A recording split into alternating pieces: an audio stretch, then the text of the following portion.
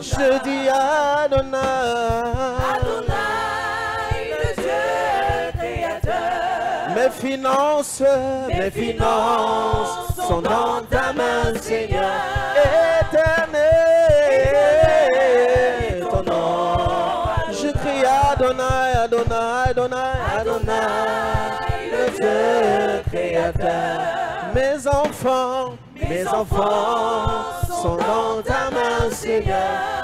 Éternel, éternel, et ton nom, Adonai, Adonai. Adonai, le Dieu créateur. Toutes mes craintes, Seigneur, toutes mes craintes sont dans ta main, Seigneur. Nous disons éternel, éternel, et ton nom. C'est pourquoi nous disons nos mains sont levées. Nos mains sont levées, nous voulons t'élever, t'adorer et te célébrer. Et te célébrer, Adonai. Oui, tu es le Père. Tu es le Père de tous ceux qui ont le Fils en eux. Tu es Dieu. Hey. Tu remplis les cieux, Adonai. Nos mains sont levées. Nos mains sont levées. Nous voulons t'élever, t'adorer et te célébrer. et te célébrer, Adonai. Tu es le Père. Tu es le Père de tous ceux qui ont le Fils en eux. Tu es Dieu. Tu remplis les cieux, Adonai. Bien-aimé, pendant que la musique monte en intensité, parle au Seigneur. Ouvre ta bouche. Tu es le Père de tous ceux qui ont le Fils en eux. Sature l'atmosphère. Est-ce qu'il y a quelqu'un ici cet après-midi venu à la rencontre du Père? Les mercredis se suivent mais ne se ressemblent pas. Nous venons au contact de la divinité. Père, merci parce que tu nous amènes ici pour nous parler, pour nous conduire, pour nous catapulter. Seigneur, tu as quelque chose à nous dire et nos cœurs sont ouverts, ouverts devant toi, ouverts devant toi, Seigneur, parce que tu as quelque chose de spécifique pour nous, pour chacun qui est ici présent. Tu as un message particulier à lui donner. Merci, Père, pour la bonne nouvelle que tu nous annonces. Tu nous as placés, Seigneur, sur la montagne. Tu nous demandes de ne pas perdre notre place. Nous déclarons que nous ne perdons pas notre place à la montagne. Nous gardons ce feu allumé, ce feu animé en nous. Seigneur, tu ranimes cette force en nous. Ah, merci, Père. Merci pour ta grâce.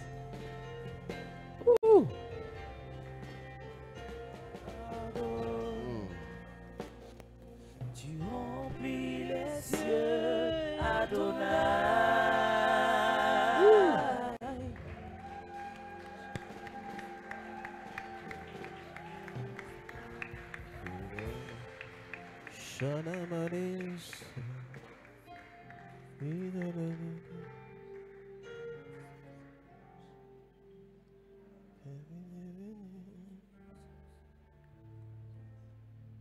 Car il est venu combler mon cœur de la joie qui me rend toujours vainqueur. Jésus-Christ consolateur, il a pris sur lui mes douleurs. Oh, quel bonheur!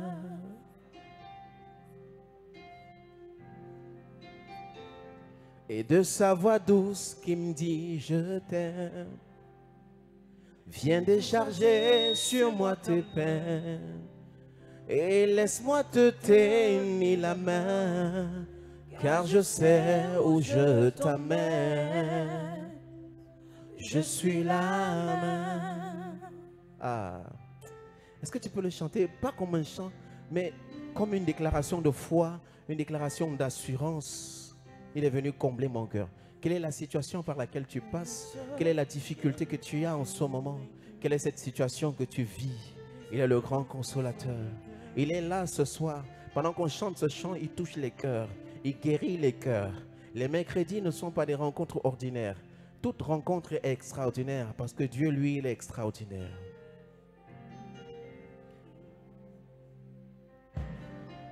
Car il est venu combler mon cœur de la joie de la joie qui me rend toujours vainqueur. Jésus-Christ consolateur, il a pris sur lui mes douleurs. Oh quel bonheur! Oh quel bonheur! Et il a une petite voix douce qui me dit, ah, ouh. Et de sa voix douce qui me dit, je t'aime. Viens, viens, viens, viens. Viens décharger sur moi tes peines. Et laisse-moi te tenir la main, car je sais où je t'amène. Je suis la main. Une bonne nouvelle pour tous les déçus. Une bonne nouvelle pour tous les déçus. Est-ce que tu es là ce soir? Il a mieux que tout ce qu'on a perdu, car il n'y a pas que tout ce qu'on a vu. Son trésor n'est pas dépourvu, et il a tout prévu. Il remet l'espoir. Écoute. Il remet l'espoir dans tous les cœurs brisés. Et promet la joie à tous les méprisés. Ah ah. Il éteint la rage de celui qui dévore. Il fait passer l'orage. Fait passer l'orage et refait le décor. Jésus le réconfort. Jésus le réconfort de tous les rejetés. La gloire est rachetée. En lui je vis de nouveau. Et rien n'est si beau. Même au comble du désespoir, Jésus peut changer ton histoire. Est-ce que tu pleures ce soir? Il viendra essuyer les larmes de tes yeux. Oh, arroser ton âme de la rosée. Jésus, Jésus, crie à lui ce soir. Rocher de mon salut, rocher de mon salut, ma consolation. Et Jésus, Jésus, Jésus, rocher de mon salut, ma consolation.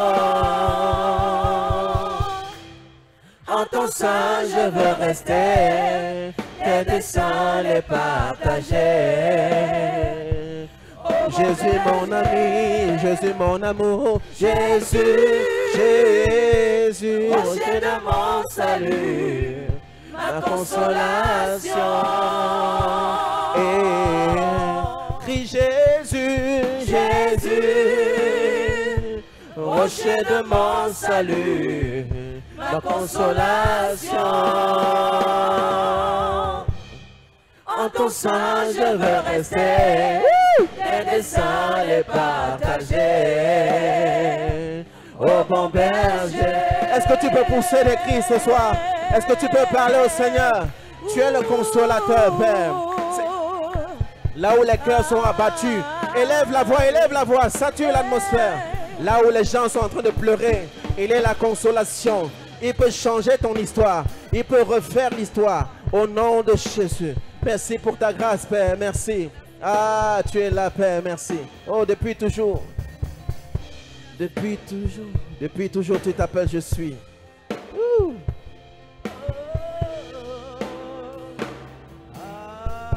Depuis toujours, tu t'appelles Je suis. La lumière qui vient éclairer mes nuits, le vainqueur de mes ennemis.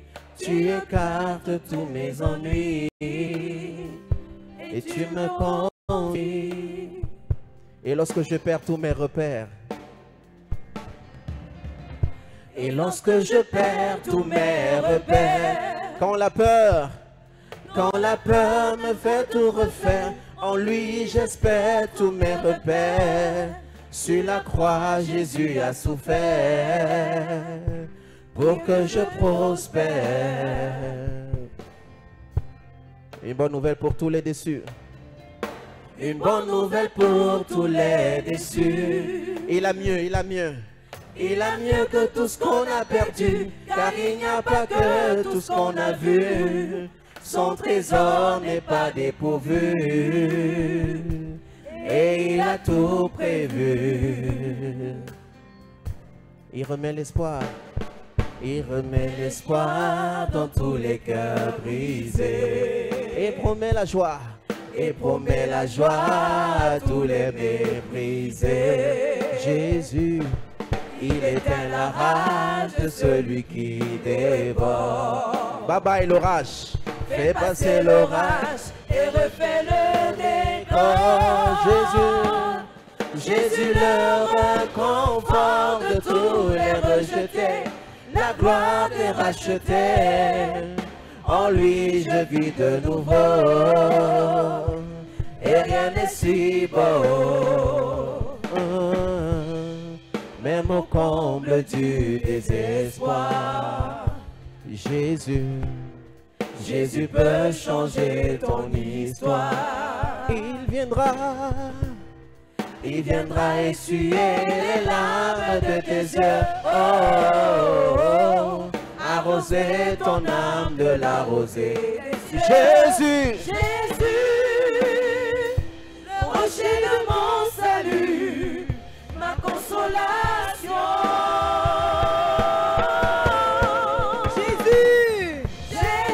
Le rocher de mon salut. Le rocher de mon salut. Tu es ma consolation. Ma consolation. Jésus. En ton sein je veux rester, bénissant et partagé. Oh bon berger. Hey! Jésus, c'est pour toi ces acclamations. C'est pour toi cette offrande d'acclamation. Est-ce qu'un cœur reconnaissant peut acclamer le Seigneur? Lèvons-nous et acclamons le Seigneur, acclamons le Seigneur. Il est le roi des rois, le Dieu puissant, le Dieu vivant, l'alpha et l'oméga, le commencement et la fin. Il n'y a pas de Dieu semblable à lui. Dans les cieux, sur la terre, il est le véritable, il est l'Amen. Est-ce qu'on peut acclamer davantage le Seigneur? Merci Jésus. Merci. Merci Jésus. Oui. Nous avons la grâce aujourd'hui de pouvoir élever la voix pour une nation. Le Seigneur nous a choisis, il nous a désignés. Et si tu es ici même dans cette salle, ce n'est pas un fait du hasard. Sache bien aimé, pendant que tu pries pour une nation, il y a une nation qui prie également pour toi. Il y a une nation qui prie pour ton pays. Je veux prier, toujours prier, prier jusqu'à ce que tu m'exauces. Je veux prier, toujours prier, prier jusqu'à ce que tu m'exauces. Je veux prier, toujours prier, prier jusqu'à ce que tu m'exauces. Si tu es conscient que tu es venu dans cette salle, non pas juste pour être figurant, non pas juste prier pour remplir les formalités, alors tu vas te mettre debout. Aujourd'hui, on va prier pour la Belgique. C'est un pays que beaucoup de personnes connaissent certainement. C'est un pays de l'Europe de l'Ouest, réputé pour ses villes médiévales, pour son architecture renaissante et pour accueillir le siège de l'Union européenne et le siège de l'OTAN. Pour ceux qui ne le savent pas, elle a pour capitale Bruxelles. Sa langue officielle, c'est le néerlandais. Elle a également pour langue officielle le français, l'allemand et l'anglais. Sa devise ou bien sa monnaie, c'est l'euro. Amen. Nous allons rendre grâce à Dieu pour les nations et en particulier pour la Belgique en ce moment. Nous prions au nom de Jésus. Seigneur, nous bénissons ton nom pour toutes les nations de la terre. Parce que tu es celui qui a créé toutes choses, tu es celui qui a créé les nations. Je veux entendre des gens prier. Je ne veux pas des gens qui viennent avec la fatigue et qui communiquent la fatigue au voisin ou à la voisine. Tu vas prier pour la Belgique et tu vas dire, Seigneur, même si je ne connais pas la Belgique, je bénis ton nom, Seigneur, pour ce pays, parce que je sais que c'est toi qui l'as créé. Ce n'est pas le fruit d'un homme, ce n'est pas le fruit de la réflexion d'un groupe, mais c'est toi, Seigneur, qui as créé la Belgique. Tu as limité ses frontières, tu lui as donné une langue, tu lui as donné une devise, tu lui as donné un drapeau, tu lui as donné des emblèmes. Tu vas bénir le Seigneur pour la Belgique. Que tu connaisses la Belgique ou pas, sache que c'est une nation. Merci Saint-Esprit. Merci pour toutes les personnes rassemblées en ce lieu qui prient pour la Belgique. Tu as dit là où 2 ou 3 sont assemblés en ton nom, tu es présent au milieu. Et nous croyons en ta présence. Nous allons lier les hommes forts de cette nation. Nous allons décider de renverser toute forme d'autel qui s'oppose au salut et détruire leur réseau. Nous allons proclamer Jésus comme Seigneur et Sauveur de cette nation au nom puissant de Jésus. Ta voix compte, bien-aimé. Ta voix compte. Ne simplifie pas ta prière. Détruis tout ce que l'ennemi a bâti dans cette nation. Détruis et déracine. Parce que le Seigneur nous a donné la capacité de lier les choses sur terre. Et elles sont liées dans les cieux. Le Seigneur nous a donné le pouvoir. Il a dit à la langue, il y a le pouvoir de vie et de mort. Qu'est-ce que tu déclares sur la Belgique? Aujourd'hui même, le Seigneur te donne la capacité, il te donne le mandat, il te donne l'autorité, il te donne l'onction de déraciner, de détruire, de saccager, de brûler tout ce que l'ennemi a planté. Alléluia. Nous allons demander au Seigneur de régner dans toutes les réunions de l'Union européenne. Dans l'Union européenne, on prend des décisions capitales pour les nations. Donc nous allons demander au Seigneur d'être présent dans chaque décret qui va être fait à l'Union européenne et dans l'OTAN. Que le Seigneur vienne et soit le maître de toute décision, de tout ce qui va être fait dans l'Union européenne et dans l'OTAN. Parce que c'est dans cette nation que siège non seulement l'Union européenne, mais également l'OTAN. Donc c'est une nation assez bénie et assez prospère. Nous allons prier au nom de Jésus. Nous prions. Seigneur, nous te déclarons maître, maître et Seigneur de cette nation. Nous établissons ton règne, ton trône de gloire, ton trône de grâce sur la nation de la Belgique. Seigneur, si nous avons déraciné, si nous avons délogé, si nous avons détruit, c'est parce que nous voulons t'établir. Seigneur, nous t'établissons roi, nous t'établissons maître absolu de cette nation. Nous ne voulons pas de débat, pas de discussion, mais nous voulons que ce soit ton nom qui règne, qui règne, qui règne. Bien-aimé, élève la voix et dis au Seigneur que son règne n'a pas de fin. Sa parole nous dit que son règne vienne sur la terre comme au ciel, que son règne vienne dans la Belgique comme au ciel, que son règne soit manifeste, palpable, concret dans la nation Belgique. Le Seigneur n'est pas à un seul endroit. Le Seigneur est partout. Et il va établir son rôle, son trône dans la Belgique.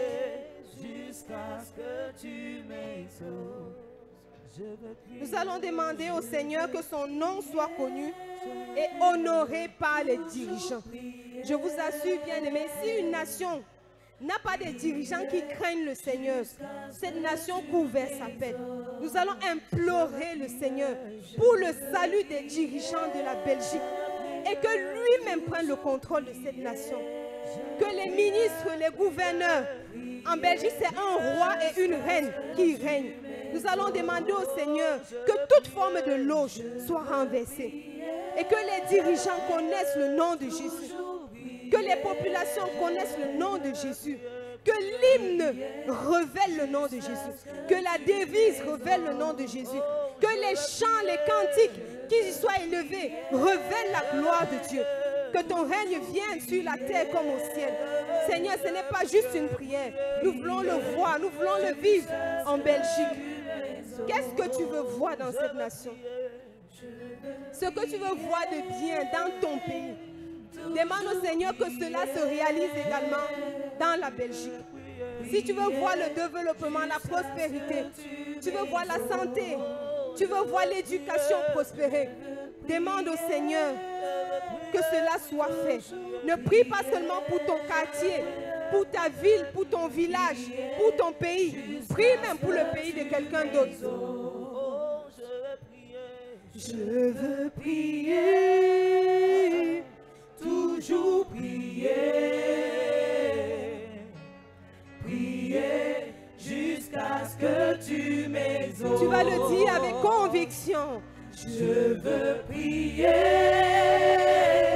toujours prier. Pas simplement prier. Prier jusqu'à ce que tu m'exauces. Nous allons demander au Seigneur de convertir les cœurs de tous les Belges, quelle que soit la ville, quel que soit le village, peu importe la dénomination, nous ne voulons pas savoir. Que le Seigneur se révèle à chaque cœur. Le salut n'est pas disponible seulement pour une partie de l'humanité, mais le salut est disponible pour tout le monde. Il est venu pour les Juifs, pour les Grecs, les circoncis, les incirconcis. Il est venu pour les Belges, ceux qui le connaissent et qui ne le connaissent pas. Donc tu vas te tenir à la brèche en ce moment. Comme un seul homme, nous allons demander au Seigneur. Souviens-toi de chaque Belge, chacun par son nom, chacun par sa maison, chacun par son état. Nous allons prier au nom de Jésus. Seigneur, nous te prions pour les Belges, afin que toi-même tu touches les cœurs. Toi-même touche les cœurs, toi-même révèle-toi, Seigneur. Tu t'es révélé à la nation camerounaise. Tu t'es révélé, Seigneur, à d'autres nations. Nous prions également pour les Belges, afin que ton esprit souffle, ton vent de salut arrive jusqu'en Belgique. Et que les uns et les autres parviennent au salut. Que les uns et les autres te connaissent. Que les uns et les autres, Seigneur, te confessent comme Seigneur et comme Sauveur. Seigneur, que cela ne soit pas juste pour certains, mais que cela également soit pour la Belgique. Au nom puissant de Jésus. Nous allons faire quelque chose de très important en ce moment. Si tu sens que tu n'es pas prêt, ne le fais pas. Nous allons invoquer le sang de Jésus. Pour celui qui n'est pas conscient du pouvoir, de la portée, de la puissance, de l'autorité du sang de Jésus, mieux il s'assoit. Parce que nous allons invoquer le sang de Jésus sur tous les symboles de cette nation. Quand je parle de symboles, c'est le drapeau, les monuments, la monnaie, tout ce qui concerne les emblèmes d'un pays. Et nous allons annuler toute forme de représailles. Invoquons le sang de Jésus. Le sang de Jésus, le sang de Jésus, le sang de Jésus. Seigneur, nous invoquons le sang de Jésus. Oh papa, oh papa, exauce ma prière, exauce ma prière, exauce ma prière. Papa, oh exauce ma prière. Exauce ma prière, exauce ma prière. En début d'année, tu as eu la grâce de recevoir un pays pour lequel tu devais prier. Si tu as oublié, tu n'as qu'à regarder au dos du verset biblique que tu as tiré à Hosanna. Et ça va t'indiquer.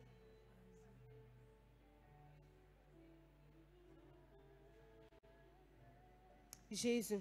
Gloire à Dieu. Donc tu vas prier pour la nation pour laquelle tu avais tiré un verset biblique. Et avec le Seigneur, rien ne se fait au hasard. Si tu avais tiré pour la Turquie, tu pries pour la Turquie. Si tu avais prié pour... Toi, tu as reçu quel pays? L'Afghanistan.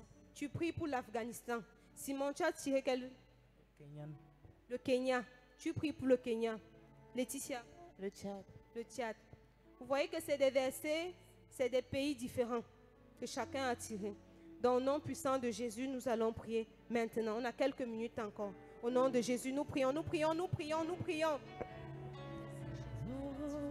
Exauce ma prière, exauce ma prière. Exauce ma prière.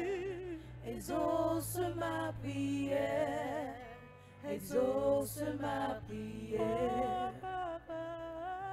Papa, oh, exauce ma exauce ma prière, exauce ma prière. On va prendre quelques secondes pour prier en langue. Ce qu'on n'a pas pu élever comme sujet de prière, que ce soit par le parler en langue ou par des soupirs inexprimables, le Seigneur va porter nos sujets. Au nom puissant de Jésus, nous avons quelques secondes juste. Allons-y. Exauce ma prière, exauce ma prière, exauce ma prière. Papa, oh, exauce ma prière, exauce ma prière, exauce ma prière. Oh, Papa, oh, exauce ma prière, exauce ma prière, exauce ma prière. Rabbi, oh, exauce ma prière, exauce ma prière, exauce ma prière.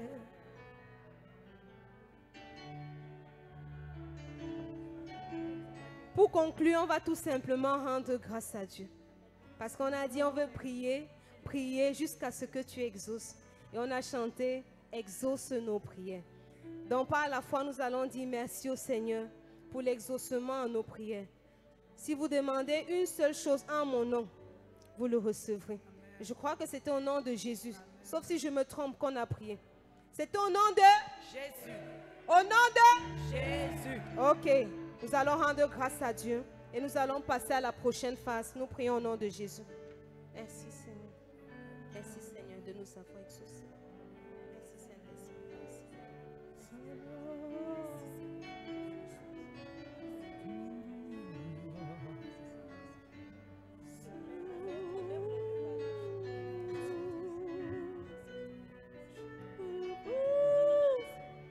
Exauce ma prière, exauce ma prière, exauce ma prière.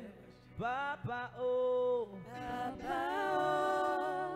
exauce ma prière, exauce ma prière, exauce ma prière. Papa, oh, exauce ma prière, exauce ma prière, exauce ma prière. Alléluia. Alléluia. Est-ce que tu peux acclamer le Seigneur? Acclame Jésus. Gloire à Jésus. C'est une grâce. Tu fais bien d'acclamer notre Seigneur et notre Dieu. C'est une grâce. Alléluia. Alléluia. Qui est content d'être là? Ah, c'est toujours bon d'être dans la présence de notre Père. Amen. Et aujourd'hui, notre Père nous a fait grâce. Notre Père nous a fait grâce et a mené au milieu de nous l'un des pères de notre mère. Alléluia. Nous sommes dans la joie parce que chaque fois qu'on le voit, on est toujours très content. Et on sait vraiment la grâce que le Seigneur a déposée dans sa vie, la grâce que le Seigneur a déposée dans son couple, dans sa famille, la grâce que le Seigneur a déposée dans son ministère. Amen. C'est une joie vraiment. La Bible dit qu'il faut honorer de tels hommes. Alléluia. Et aujourd'hui, je voudrais rendre grâce à Dieu pour sa vie. Bon, rendre grâce à Dieu pour la vie de notre maman d'abord. Amen. Et rendre grâce à Dieu pour sa vie à lui. Parce que nous avons tous été au courant, quand on regarde l'histoire du ministère, qu'il est l'une des personnes qui a tenu la main de notre maman. Amen. Et c'est une grâce vraiment. À chaque fois qu'on a un événement, à chaque fois, il est là, il est au milieu de nous. C'est un père et c'est un grand-père. Alléluia. Et nous voulons honorer sa présence ainsi que celle de son épouse, notre grand-mère. Alléluia. Nous honorons leur présence au milieu de nous. Et nous sommes plus que bénis parce que c'est par lui que le Seigneur va nous parler aujourd'hui. Amen. nous allons recevoir la parole de Dieu par sa bouche. Et chaque fois qu'on l'écoute, on est toujours rempli, on est toujours béni. Alléluia. C'est pourquoi je veux qu'on se lève pour honorer le Seigneur dans la vie de notre Père, grand-père, papa, pasteur Yves Pout. Nous bénissons le Seigneur pour la parole que le Seigneur a déposée dans sa vie et nous honorons sa vie, son ministère. Amen. Shalom, papa. Alléluia. Je voudrais saluer tout le monde. Que Dieu vous bénisse. Et je suis content d'être là. Et surtout content de partager la parole de Dieu. Gloire à Dieu. On va prier. Seigneur, nous voulons te rendre grâce parce que tu es fidèle. Nous voulons bénir ton nom pour cette soirée. C'est une opportunité pour nous, dans ta présence, après t'avoir loué, adoré, Seigneur, de t'écouter aussi. Je me soumets à toi. Tu connais mes limites.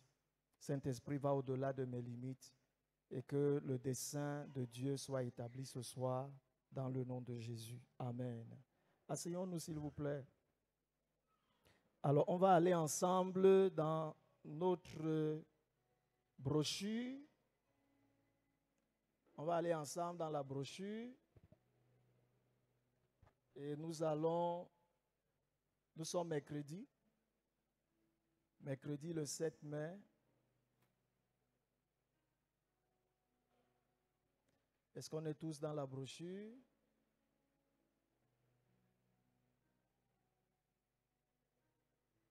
On est tous dans la brochure. Il faut qu'on soit tous dans la brochure. Si quelqu'un n'a pas la brochure, donnez-lui une brochure. Qu'on soit tous dans la brochure. Vous savez, même quand le Saint-Esprit agit, le Saint-Esprit respecte aussi la loi. Dieu a établi des lois et il se sert des lois pour agir. L'une des lois, c'est la discipline d'avoir une brochure. Amen. Comme la discipline d'avoir sa Bible et de la lire. Sans les règles, on est déréglé. Quand il y a la règle, ça nous règle aussi. Quand quelqu'un est réglé, il peut s'envoler. Amen. Donc c'est important. Si on a tous la brochure, alors on va commencer. C'est bon? On a ouvert la page 6, mercredi 7 mai. Alors si on a ouvert, je vais faire la lecture. Ok, donc mercredi 7 mai 2025. Le thème c'est « Tu perdras ta place si tu veux sauver ta vie ». Aide-moi à dire à ton voisin « Tu perdras ta place si tu veux sauver ta vie ».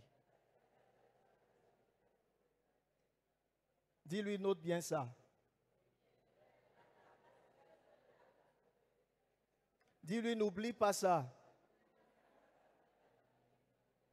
Ce n'est pas une blague, c'est très sérieux. Parce qu'à la fin, quand je vais arriver à la fin, tu vas comprendre le sérieux dans ce que je suis en train de dire. Amen. Répète encore, dis à ton voisin, tu perdras ta place si tu veux sauver ta vie. Amen. Alors maintenant, on va tous le visage, les regards dans la brochure. Puis, ayant appelé la foule avec ses disciples, il leur dit, si quelqu'un veut venir après moi, qu'il renonce à lui-même, qu'il se charge de sa croix et qu'il me suive. Car celui qui voudra sauver sa vie la perdra, mais celui qui perdra sa vie à cause de moi et de la bonne nouvelle la sauvera. Que sert-il à un homme de gagner tout le monde s'il perd son âme? Marc 8, versets 34 à 36. Jésus-Christ attire l'attention des disciples sur la valeur de l'âme parce qu'il a payé cher le salut. Que sert-il à un homme de gagner tout le monde s'il perd son âme? En passant, je voudrais souligner que dans Corinthiens 6, la Bible dit, disant qu'il nous a rachetés à un grand prix, la Bible donc dit dorénavant que notre esprit et notre âme, notre corps, lui appartiennent. Amen. Donc ton esprit et ton corps appartiennent au Seigneur parce qu'il a payé un grand prix. Nous continuons dans la lecture. Ton esprit peut être sauvé, mais ton âme te disqualifie. Comment? Parce que quand tu nais de nouveau, ce qui naît de nouveau en toi, c'est ton esprit. Dans Éphésiens 2 au verset 1, la Bible dit qu'on était mort spirituellement à cause de nos transgressions. Donc la nouvelle naissance, en fait, c'est la naissance de ton esprit qui est régénéré, qui est ramené à la vie. Donc ton esprit est sauvé, mais le problème, c'est ton âme. Amen. C'est ton âme. Ce n'est pas ton esprit qui est ramené à la vie que tu peux prier, tu peux être sensible à Dieu. Beaucoup de bonnes choses peuvent se passer. Tu peux dire même Dieu m'a parlé. Tu vois? Mais Dieu peut te parler, mais tu vis dans le désordre. Tu vois un peu? Tu peux être sensible à Dieu, poussé à prier, toutes ces choses, mais ta vie est déréglée. Le dérèglement, c'est dans l'âme. Est-ce qu'on est ensemble? Donc, voilà. Si tu veux gagner le monde, c'est-à-dire avoir de bonnes relations avec tous, garder tes amis, conserver tes avantages professionnels, faire tous pour être bien vu par les hommes, etc. C'est des choses qu'on fait. Oui, si tu tiens à gagner le monde, tu vas perdre l'essentiel qui est ton âme. N'est-ce pas? Ton âme. Et il faut bien noter ça, ton âme, l'essentiel. Jésus est venu sauver quoi? L'âme. On se comprend? L'âme. Il ramène à la vie notre esprit. Pourquoi? Afin de s'occuper de l'âme. Toute la vie chrétienne durant, c'est le travail de l'âme. Je veux bien qu'on note ça, c'est le travail de l'âme. Tu es assis là, pourquoi? Parce que ton âme a besoin d'être bâtie, d'être développée. C'est ton âme. Donc, bien-aimé, tu peux vivre des années de conversion à Christ et dans une situation délicate de ta vie, tu fais un mauvais choix et tu perds ton âme.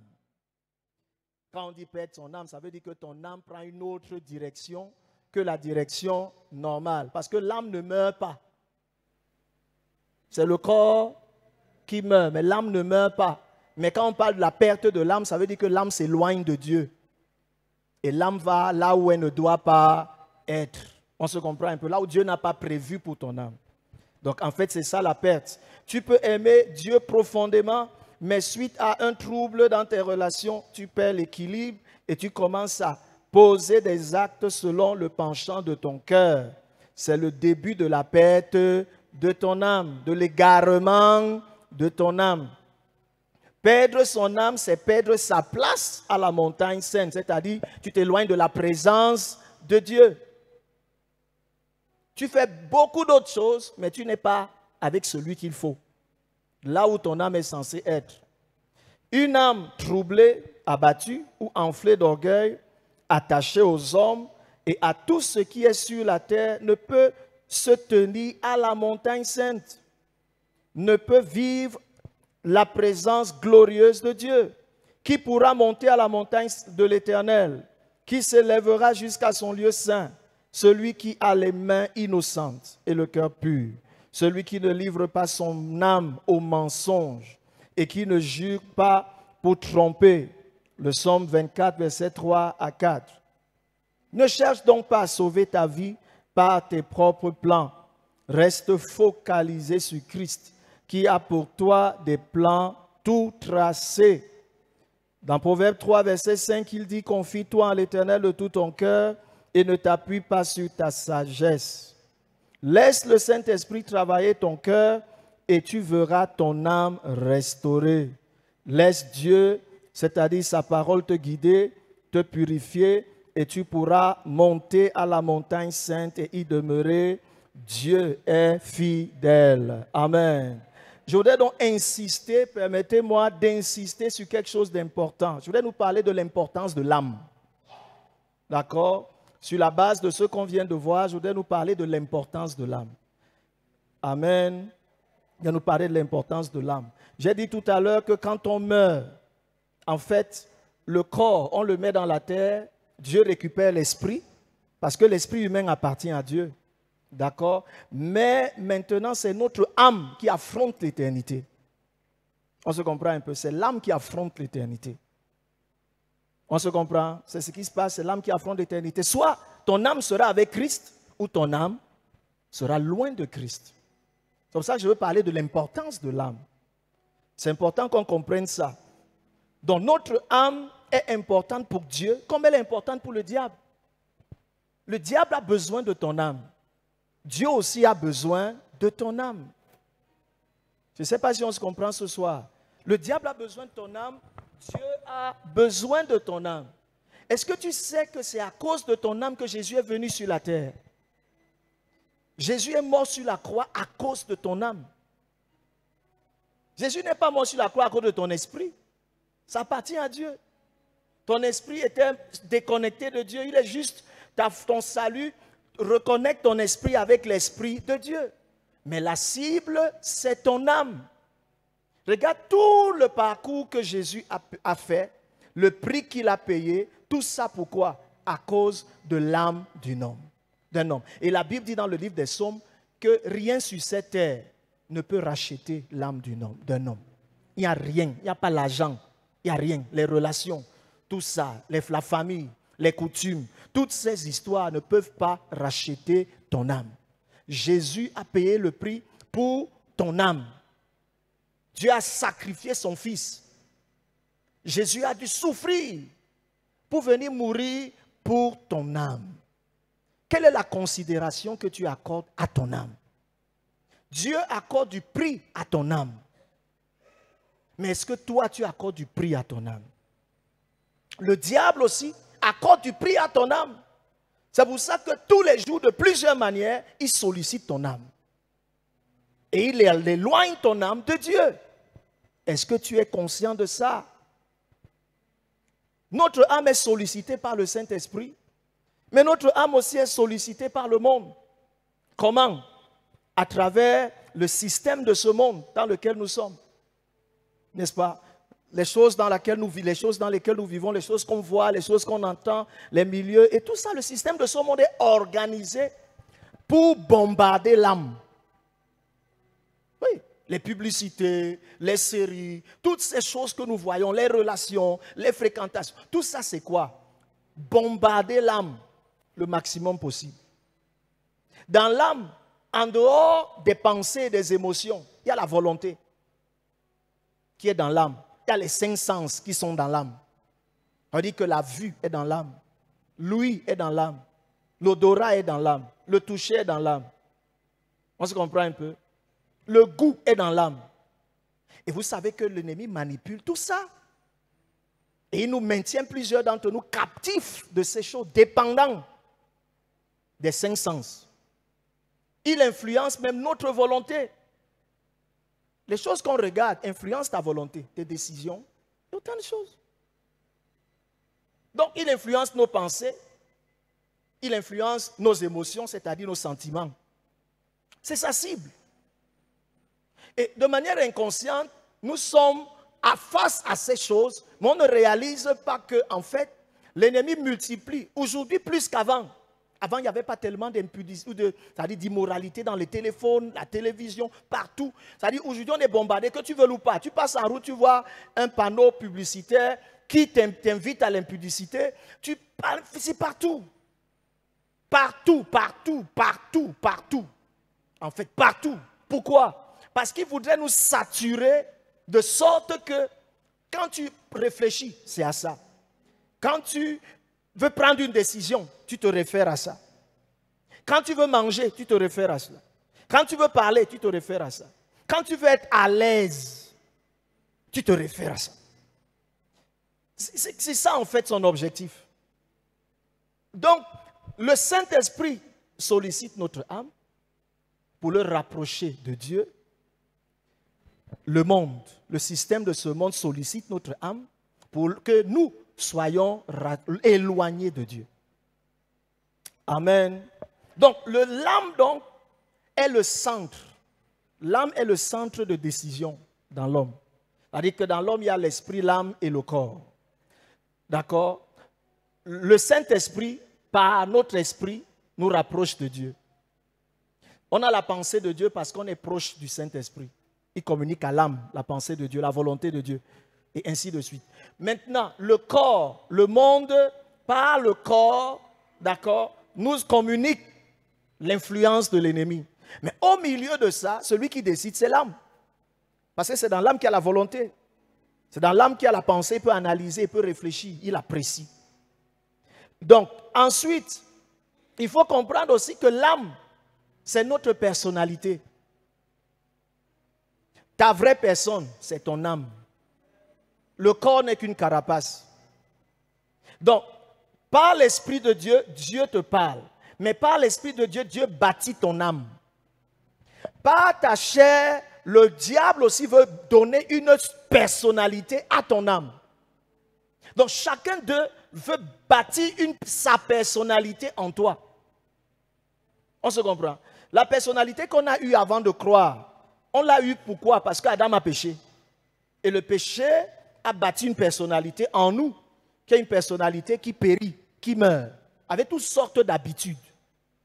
C'est ce qui s'est passé. Maintenant, quand tu deviens enfant de Dieu, tu dois te rapprocher du Seigneur pour avoir la personnalité de Christ. On se comprend? Pour que ton âme adopte cette personnalité. Donc, ton âme, donc, c'est ta personnalité. Et c'est l'âme qui détermine le caractère. C'est dans l'âme. On se comprend un peu. C'est dans l'âme que ça se passe. Gloire à Dieu. Maintenant, je voudrais qu'on comprenne une chose. C'est que dans le domaine spirituel, il n'y a pas de statu quo. Ça veut dire qu'il n'y a pas que vraiment, j'ai trop prié, je suis arrivé à un certain niveau, vraiment je suis bien. Ça veut dire tu peux arriver à un niveau spirituel et tu te dis maintenant je me repose. Il n'y a pas de repos dans le domaine spirituel. On se comprend? Il n'y a pas de domaine. C'est comme ici. Par exemple, ce pupitre est là, il est stable, n'est-ce pas, physiquement. Mais spirituellement, c'est le vent. On se comprend un peu. Il n'y a pas de... C'est-à-dire, tu travailles ta vie spirituelle à un niveau, tu dois maintenir. Tu ne maintiens pas, tu rétrogrades.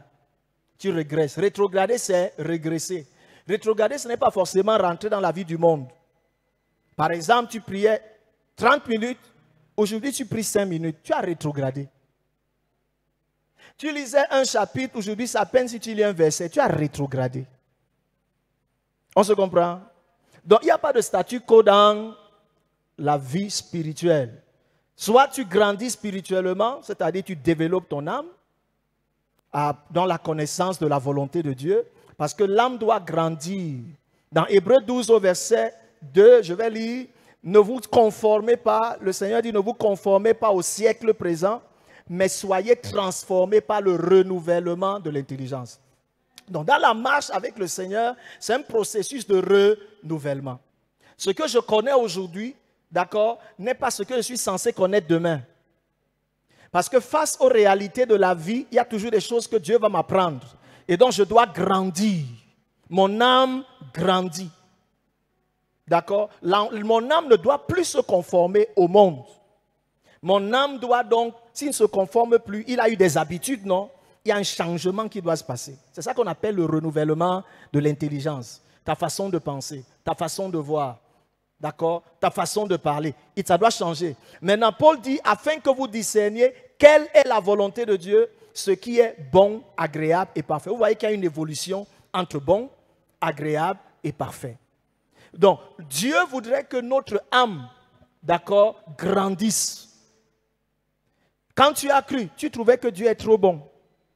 Mais quand les épreuves vont commencer, tu as trouvé que Dieu n'est plus bon. N'est-ce pas? Bon veut dire que tout est facile pour toi. À peine tu pries, parfois même tu pleures, je n'ai pas ceci, Dieu donne. Non, mais maintenant tu dois grandir vers ce qui est agréable. Agréable veut dire que quoi? Ça veut dire que tu apprécies. Quand quelqu'un dit que mais ça c'est agréable, ça veut dire qu'il a goûté. Il a eu le temps de réfléchir. Là. Tu vois, il a comparé et il a trouvé que non, par rapport à ça c'est bon. Ça veut dire que c'est un signe de croissance. D'accord? Ensuite, tu pars d'agréable pour parfait. Ça veut dire incomparable. On se comprend? Donc, Dieu veut que notre âme grandisse comme ça. On se comprend? Donc, on doit toujours, un enfant de Dieu, même moi-même, je grandis tous les jours.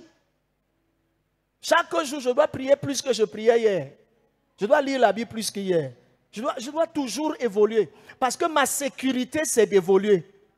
Parce que le diable évolue. Il multiplie ses stratégies. Donc je dois m'adapter. Je ne dois pas être à un moment donné où je suis hors jeu. On se comprend un peu?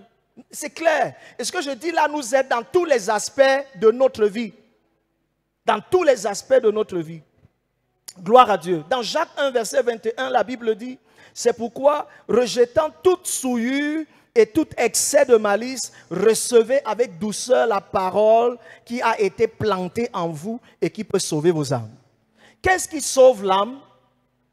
C'est la parole. Tu vois? Donc tu dois grandir entre ce qui est bon, agréable et parfait. Ça veut dire que même dans tes épreuves et autres, tu ne baisses pas les bras. Il y a toujours quelque chose que le Seigneur va te dire, qui va t'aider à apprécier, à comparer. C'est comme ça qu'on grandit dans la foi. On se comprend un peu. Et on grandit spirituellement. D'accord? Et ça fait qu'à la fin, tu ne perdras pas ta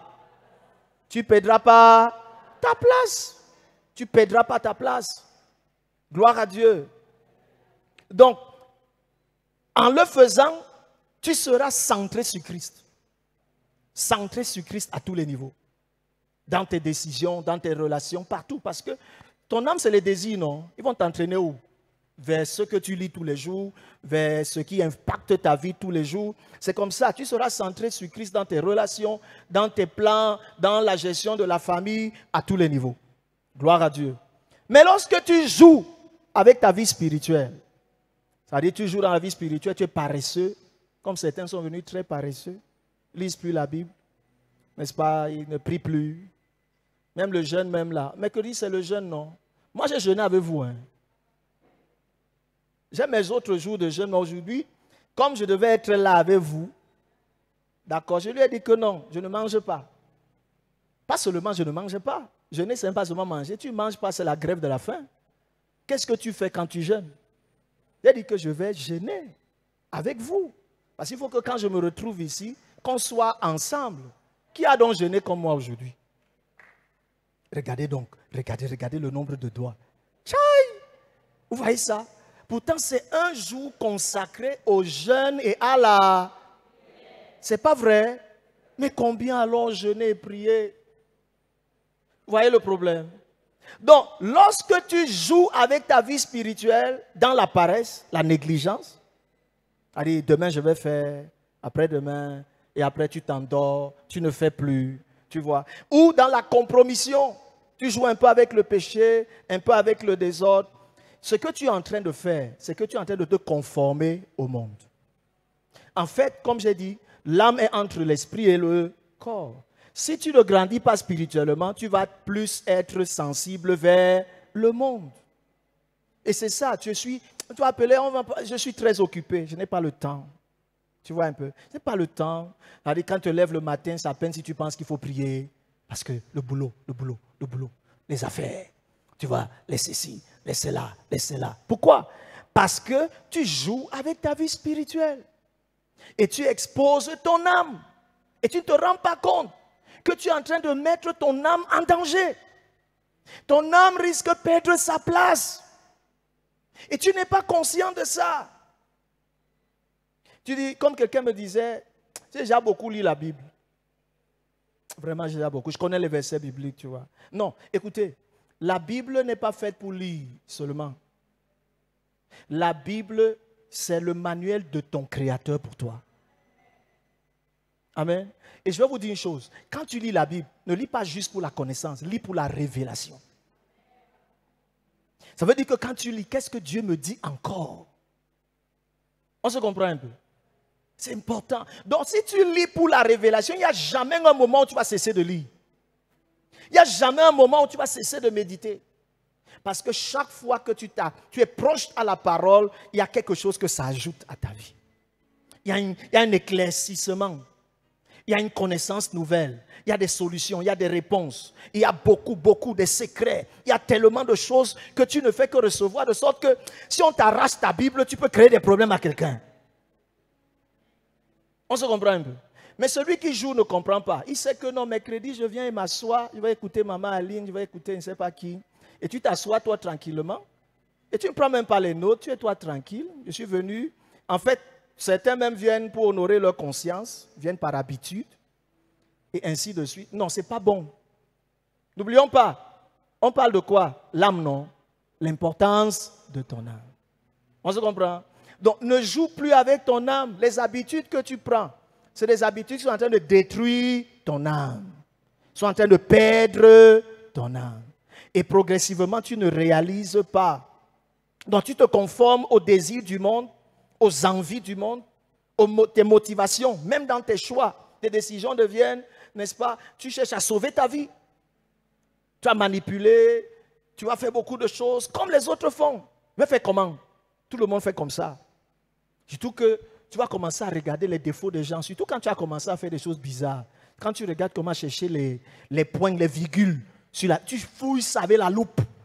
Parce qu'en fait, il faut que tu t'accroches sur quelque chose pour que ta conscience ne te dérange pas. C'est mauvais. On se comprend? C'est comment? Tu ne sais pas que tu es en train de te perdre.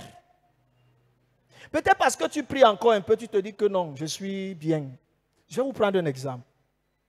Je ne sais pas, c'est un conte, ce n'est pas forcément vrai, mais c'est une histoire que les gens ont pris pour pouvoir expliquer ce que je suis en train de vouloir dire. Alors, un jour dans la forêt, vous connaissez le baobab, non? C'est le plus grand arbre de la forêt. Alors, un jour, les termites sont venus vers le baobab. Ils ont dit au baobab, grand arbre, on commence à vraiment chanter ses louanges, élever sa grandeur, sa force, sa robustesse dans la forêt. Et ils lui ont dit, regarde, vraiment, on a mal pour toi. Parce que le soleil te frappe jusqu'à... Tu es exposé, parce que regarde ta hauteur, personne ne peut te couvrir. Tu es exposé. Permets-nous de te protéger contre le soleil. Et il était content. En fait, il y avait quelqu'un qui s'intéressait à lui enfin. Et donc, ce qu'ils ont fait, c'est qu'ils ont mis la terre sur le tronc du baobab. Puis ils ont bien mis la terre. Et vous savez ce qu'ils ont fait de la terre?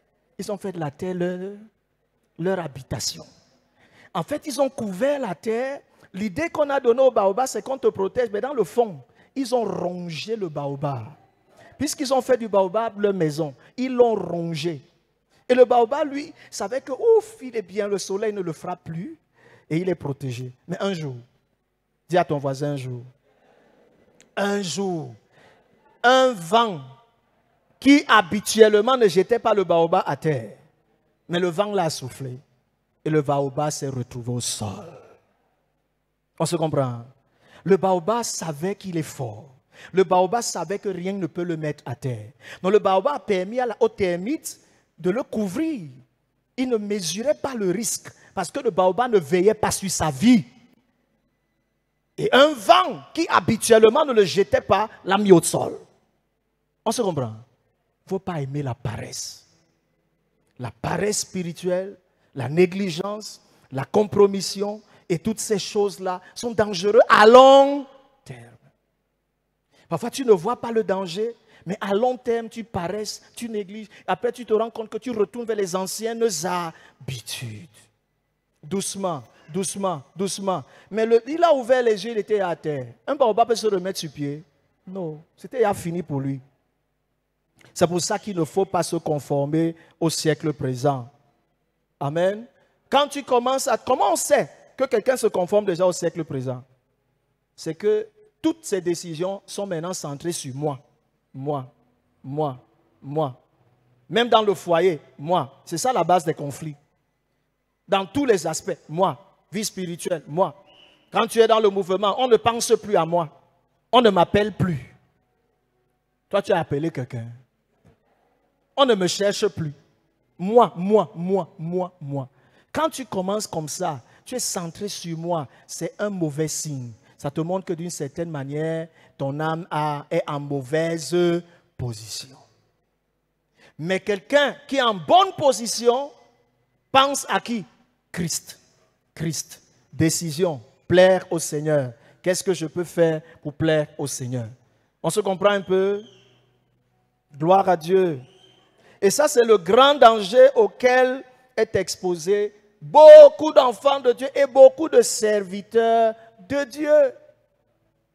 Personne n'échappe à ça. On se comprend un peu? Personne n'échappe à cela. Parce que le diable a des attaques particulières pour les serviteurs de Dieu. Il en a particulièrement pour les enfants de Dieu. Chacun, écoutez, il y a des démons affectés à chaque catégorie. Il a la même mission, c'est de nous éloigner de Dieu. Mais pour chaque catégorie, il a des esprits spécifiques. On se comprend?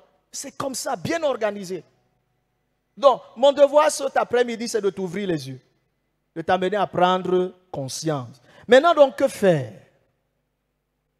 Qu'est-ce qu'il faut donc faire pour que tu ne perdes pas ta place? La première chose, c'est que tu dois éduquer ton âme. Ton âme doit être éduquée. Ne joue pas avec l'éducation de ton âme. Comment tu éduques ton âme? Tu éduques ton âme dans des exercices spirituels habituels. C'est-à-dire la prière. Écoute, on ne prie pas parce qu'on a envie de prier. On prie parce que c'est un commandement. On prie parce que c'est la respiration. La prière bâtit ta vie spirituelle. Ça te rapproche de Dieu. Donc, tu ne pries pas parce que tu as envie de prier. Même quand tu es malade au coucher, tu pries. Tu es au bureau en train de travailler. 5 minutes, tu pries. Tu es aux toilettes, tu pries. Partout où tu te trouves, prie. Aie l'habitude de prier. C'est un exercice simple. Le problème, c'est que nous avons l'habitude que quand je fais une chose, je dois avoir le résultat immédiatement. Non. Les choses de l'esprit ne se passent pas comme ça. Il y en a qui peuvent apporter le résultat immédiat quand tu as déjà travaillé des aspects de ta vie. Mais quand tu es encore dans un processus de transformation, tu ne vas pas avoir des résultats immédiatement. Parce qu'au départ, Dieu va d'abord te nettoyer, te laver. Il va d'abord te transformer. D'accord? Avant maintenant, tu commences à avoir des résultats évidents à tous les niveaux. Chaque moment, à tout moment, tu commences à voir Dieu agir. À tout moment. Mais avant ça, prie. Quand on dit que non, voilà, on doit venir prier à la chambre haute, prie. N'attends pas de prier seulement pour toi. Prie, prie, prie. Il faut prier. 1, la prière. 2, la méditation et la lecture de la parole de Dieu. Même si tu ne comprends rien, lis. Parce que ton intelligence humaine ne peut pas comprendre les choses de l'esprit. Lis jusqu'à ce qu'à un moment donné, le Saint-Esprit va s'inviter dans ta lecture. Et quand le Saint-Esprit va t'inviter, il va donc commencer à te révéler des choses dans ta lecture. Il va commencer à te révéler des choses dans la méditation. Donc n'attends pas d'abord de comprendre. Lis, médite. Ensuite, jeûne. Le jeûne est important. Jeûne. Même si quelqu'un va dire, mais je n'arrive pas à trouver le temps pour prier. Jeûne quand même. Même si, écoute, une bonne habitude, c'est que quand tu commences à jeûner, quand tu jeûnes, avant de sortir le matin, fais ta prière. Tu n'auras pas le temps en journée, passe du temps devant Dieu. Occupe-toi en journée comme c'est possible le soir. Passe aussi, même si c'est quelques minutes. Dieu sait que je suis à mon poste. Le temps va arriver où le Seigneur va t'aider à grandir progressivement et à savoir comment organiser ta journée de sorte que, quelle que soit ton occupation, tu vas faire comme Daniel. Quand tu auras un petit espace, tu vas même quelque part dans les toilettes. Il y a un petit espace, même si tu es dans un supermarché, tu te retires quelque part. Parce que c'est déjà devenu une habitude. Mais avant l'habitude, l'habitude vient de quoi? Des choses qu'on fait d'abord. Plus tu fais, après ça devient une habitude. Donc j'ai parlé de la prière, la méditation, la lecture de la parole de Dieu. J'ai parlé du jeûne et les retraites spirituelles. La retraite c'est quoi? C'est un moment où tu t'arrêtes. Tu mets le téléphone de côté. On peut tous prendre des temps de retraite. La retraite, ce que j'ai découvert dans la retraite, c'est que la retraite est un moment de rechargement. Quand à un moment donné, ça ne va pas, tu prends même un temps de retraite. Ça peut être un jour, ça peut être 2. Tu prends le temps que tu as et tu vas voir que quand tu restes devant Dieu, dans la parole seule, je dis que même si tu ne fais rien, le simple fait, c'est un peu comme quelqu'un qui dit que je ne sors pas aujourd'hui.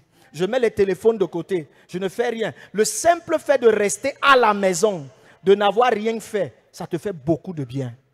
C'est vrai ou c'est faux? Maintenant, imagine-toi que tu fais la même chose pour être avec le Seigneur. Tu vois un peu? Avec le Seigneur. Tu as ton bloc-notes, tu as ta Bible, tu as un cantique ou autre, et tu es devant Dieu. Amen. Il y a des fois où Dieu ne te dira rien. Tu ne recevras rien. Mais si tu lis la Bible, il y a au moins quelque chose qui va marquer ton esprit. Note ça. Vous savez souvent, Dieu ne te dira rien. Mais je vous dis qu'il n'y a jamais eu un moment où tu es resté devant Dieu et Dieu n'a pas mis quelque chose sur ta vie. Il peut ne rien te dire, mais il te charge spirituellement. C'est dans tes activités que tu vas remarquer, quand tu ressors, tu abordes les situations de la vie. C'est là où tu remarques que tu ne gères plus de la même façon. Parce que quelque chose s'est passé. On se comprend? Donc n'attends pas seulement entendre. Dieu te parle quand il veut donner une instruction. Mais en dehors de l'instruction, il veut qu'on se plaise dans sa présence. On se comprend un peu? C'est à ça que c'est la retraite. Tout enfant de Dieu doit prendre une retraite. Même si c'est une fois par mois, ou je ne sais pas, une fois tous les 2 mois, ou tous les trimestres, c'est des bons exercices. On se comprend?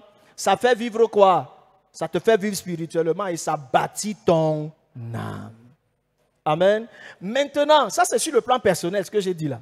Maintenant, sur le plan communautaire, celui qui veut bâtir son âme doit participer régulièrement aux rencontres. Pourquoi? Les enseignements. Vous comprenez? Et regardez, ceux qui manquent, peut-être ils vont suivre les enregistrements. Mais celui qui n'est pas régulièrement aux enseignements est différent de celui qui est régulier et qui est le cœur ouvert. On se comprend un peu. Parce que dans les enseignements, on t'explique des choses que tu ne peux pas comprendre quand tu es seul. On se comprend. Donc en le faisant, tu es en train de bâtir ton âme. On a dit que c'est la parole de Dieu qui sauve l'âme, non? C'est elle qui maintient l'âme, non? Qui corrige l'âme, n'est-ce pas? Donc quand tu participes aux enseignements d'ensemble, tu es en train de bâtir ton âme. Ça c'est d'un. 2, la communion fraternelle. La communion fraternelle bâtit notre vie spirituelle. Mais plusieurs personnes, leurs amis, c'est des gens qui ne connaissent pas Dieu. Ils passent leur temps, tout leur temps, leurs décisions, toutes leurs choses avec des gens qui ne connaissent pas Dieu. Celui qui ne connaît pas Dieu se moque de ton Dieu. Il va te donner des mauvais conseils. Il va te conduire à faire des choses qui ne plaisent pas à Dieu. Amen. Pour ton propre bien. La Bible dit quelque part dans Proverbe que celui qui il est dit ne fréquente pas l'homme violent, de peur que tu t'habitues à ses œuvres et que tu ne perdes ton âme. Vous voyez ça? Donc, ne fréquente pas n'importe qui. C'est ça l'avantage de la communion fraternelle. Sois avec des enfants de Dieu. Et vous allez parler du Seigneur. Vous allez changer des témoignages. Vous allez faire ceci, cela autour du Seigneur. Vous allez être ensemble. Il y a quelque chose. La Bible dit qu'il est bon, qu'il est doux pour des frères de demeurer ensemble. Parce que c'est dans un cadre de communion fraternelle que Dieu envoie la bénédiction et la vie pour l'éternité. On est rechargé quand on se retrouve. Il faut aimer ça. Pour ton âme. Pour ton âme. N'oublions pas, c'est pour que tu ne perdes pas ta place. Gloire à Dieu. C'est ça qui nous aide. Moi, c'est ça qui m'aide. Je ne blague pas avec l'aspect là. Même pasteur et avec toute l'ancienneté que j'ai, je ne peux pas jouer.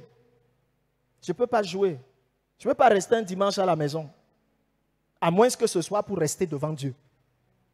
Soit si je n'ai pas quelque chose, peut-être je suis hors de je vais rester quelque part où je m'assois, j'écoute, je prends les notes. Parce qu'il y a toujours quelque chose que Dieu va me dire. Je le fais pour la sécurité de mon âme. Troisièmement, les prières d'ensemble. Les prières d'ensemble, c'est Jésus qui disait que c'est très utile. Dans Matthieu 18 au verset 19, il dit que si 2 d'entre vous s'accordent pour demander une chose quelconque, il dit mon Père, qui est devenu notre Père, il dit nous le donnera. Donc voilà 3 choses, en dehors de beaucoup d'autres, qui vont permettre de bâtir ton âme. Les rencontres pour les enseignements, de la communion fraternelle et les prières d'ensemble. D'accord? Donc, si tu pratiques ces choses-là de manière régulière, d'accord? Tu es en train de faire quoi? Tu es en train d'éduquer ton âme. Avant, notre âme a été éduquée d'une certaine façon. Maintenant, ton âme doit être éduquée. Et puis, il n'y a pas d'éducation qui ne soit pas consciente. C'est une décision que tu dois prendre de manière consciente et de manière volontaire. On se comprend un peu? Oui, je vais quelque part avec Dieu. Mon âme ne doit pas se perdre. On se comprend? Comme hier, quand on faisait les choses, on faisait consciemment, non? On s'organisait pour ça, non? Vrai ou faux? Ça produit le résultat que ça produit. Aujourd'hui, organise-toi, toi conscient, organise-toi. Et tu vas voir le résultat. Deuxième chose, on parle de... J'ai dit que faire pour donc maintenant. Ça dit, première chose, j'ai dit tu dois éduquer ton âme. La deuxième chose, tu dois discipliner ton âme. L'éducation de l'âme est la première discipline. On n'applique pas de discipline sans avoir enseigné. Même l'enfant, imagine un enfant sur qui tu disciplines tout le temps, il va devenir rebelle, désobéissant. Donc la première chose dans la discipline, c'est l'enseignement. On enseigne, on apprend, verbalement, en montrant l'exemple, et ainsi de suite, et ainsi de suite. Donc c'est la première discipline. La deuxième discipline maintenant, on est dans la discipline. Deuxième discipline, c'est de toujours soumettre ton âme consciemment et volontairement à la volonté de Dieu. Malgré tout. C'est la deuxième discipline. Je vais vous prendre maintenant 3 exemples. Et puis on va prier. 3 exemples. Donc j'ai dit que la deuxième discipline, c'est de soumettre consciemment et volontairement ton âme à la volonté de Dieu. Malgré tout. D'accord? Et ça, c'est le plus difficile, mais je dis que c'est la clé. Je dis malgré tout, pourquoi? Malgré les réalités, malgré les problèmes, malgré les difficultés. D'accord? Tu décides de soumettre ton âme à faire ce que Dieu veut. Gloire à Dieu. Je nous prends donc 3 exemples. 3 exemples des personnes à succès dans la Bible qui ont pratiqué ça. Premier exemple, c'est David. Le roi David. Dans le psaume 42, le verset 5 ou 6, selon les versions. Voici ce que David dit.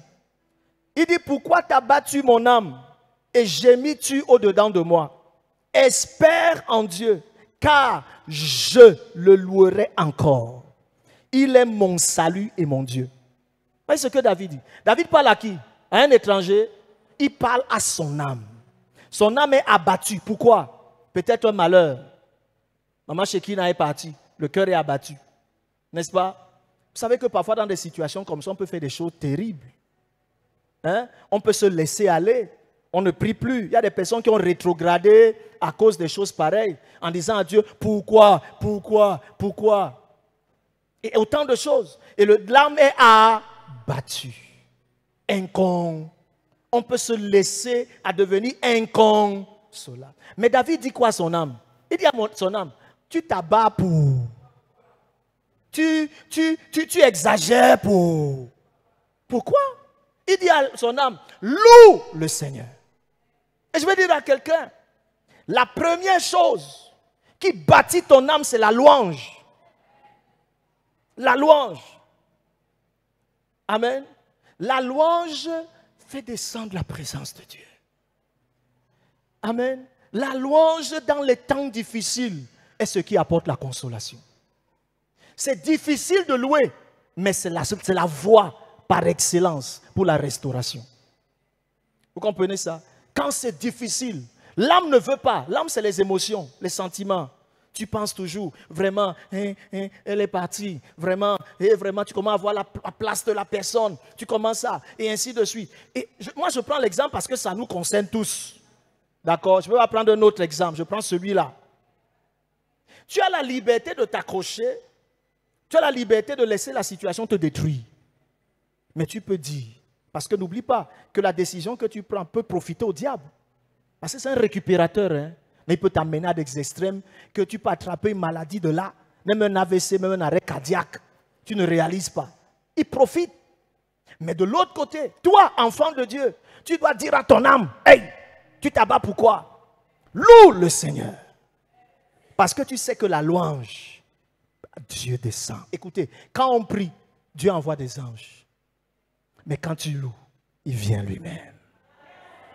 Tu comprends? Quand tu loues, Dieu vient lui-même.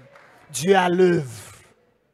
D'accord? Et quand il vient, c'est pour consoler, c'est pour guérir, c'est pour révéler, c'est pour réparer, c'est pour faire des choses exceptionnelles.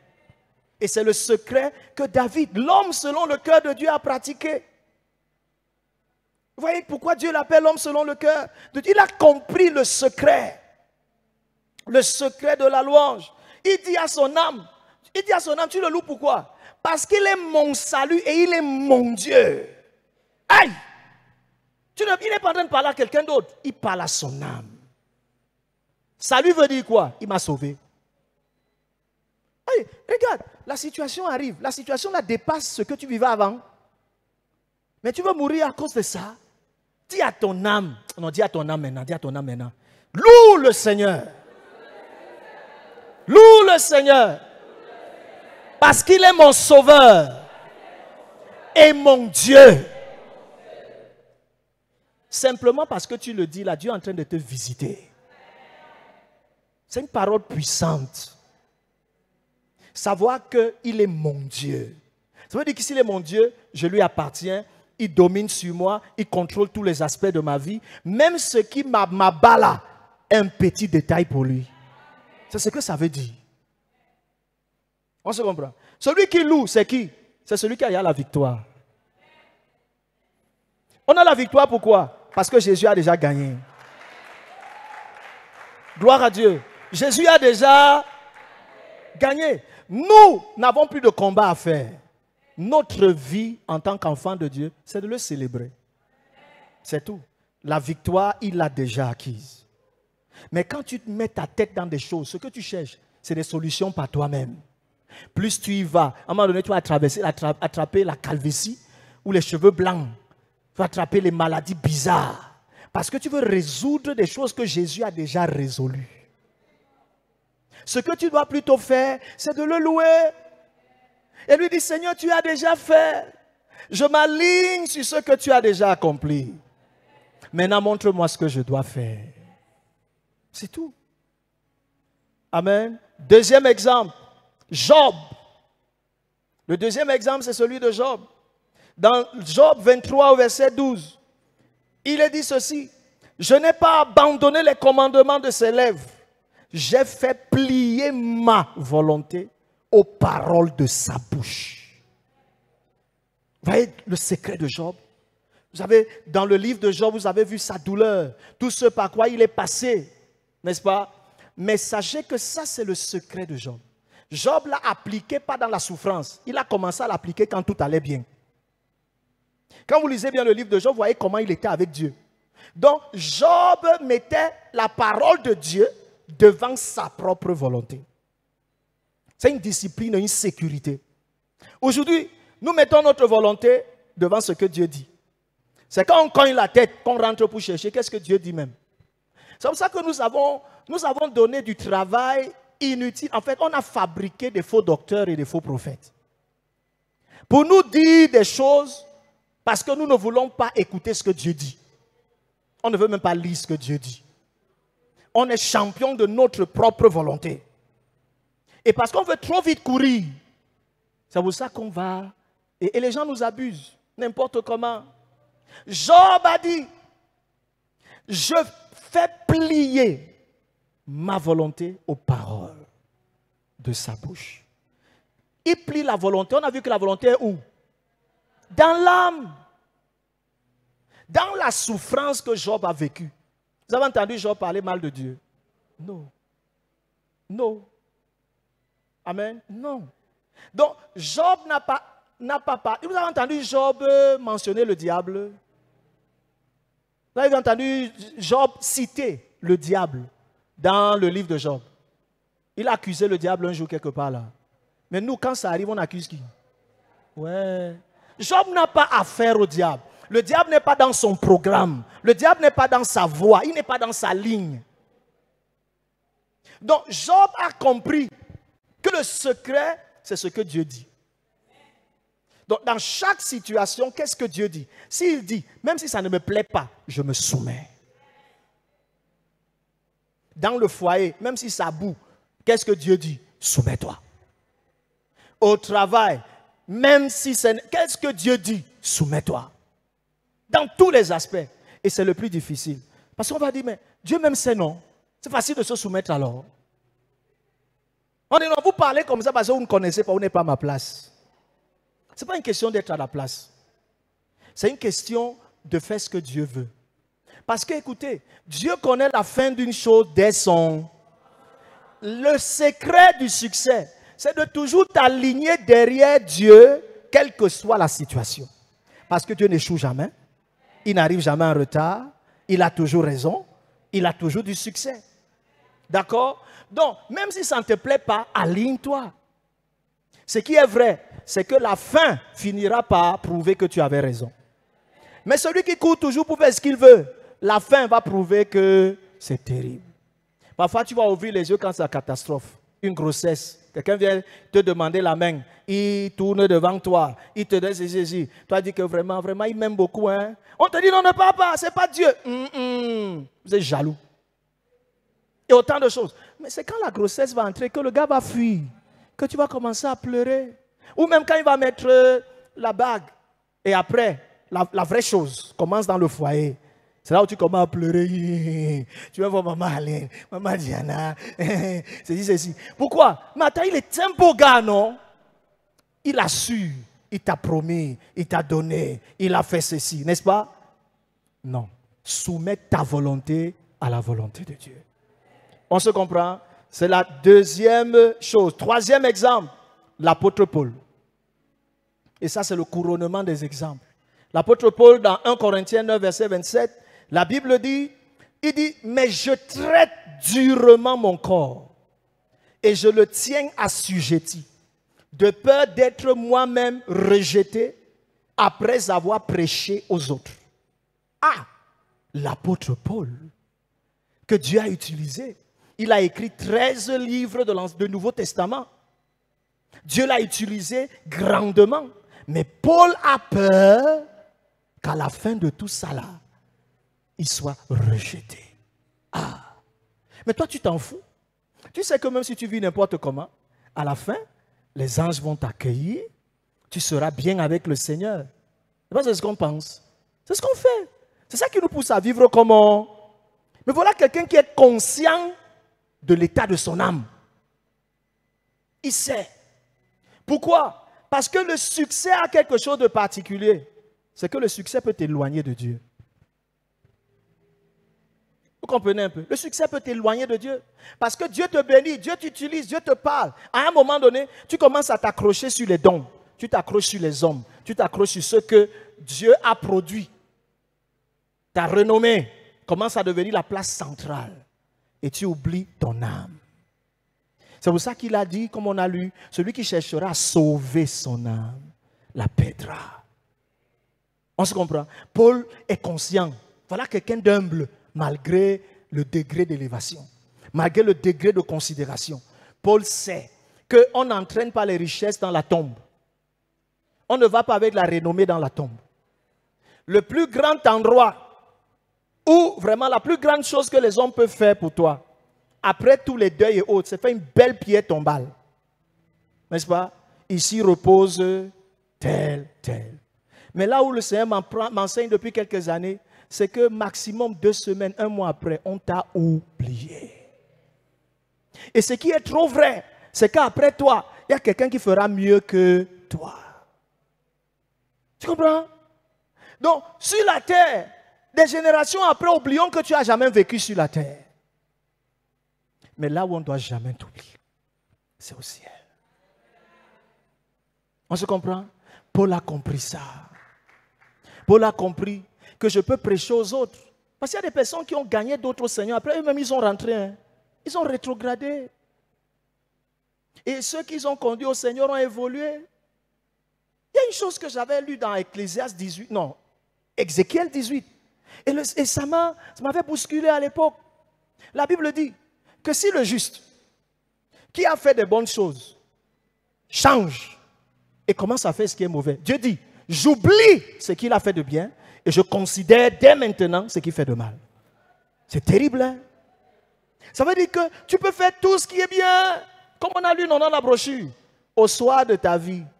Parfois couché sur ton lit, tu commences à en vouloir aux gens. Ton cœur devient plein de haine, plein de rancune. Tu meurs dans la rancune, tu te perds.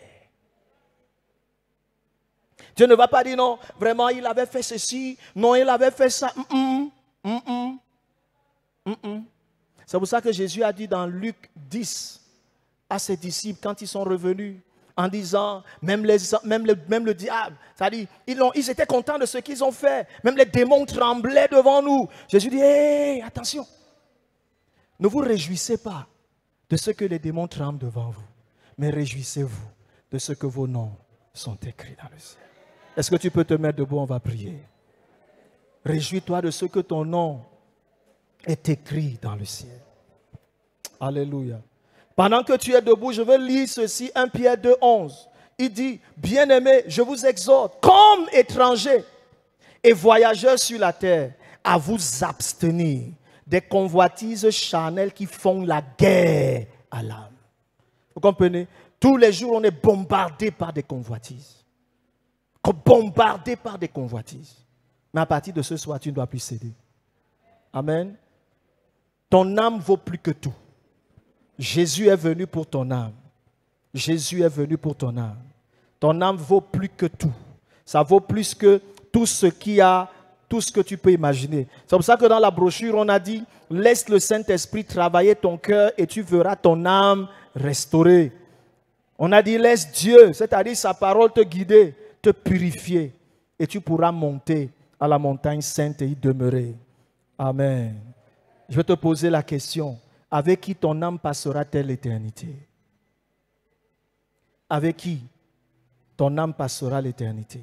Est-ce avec Christ ou est-ce loin de lui? Je voudrais que tu prennes quelques minutes pour prier. Parle à Dieu par rapport à l'état de ton âme.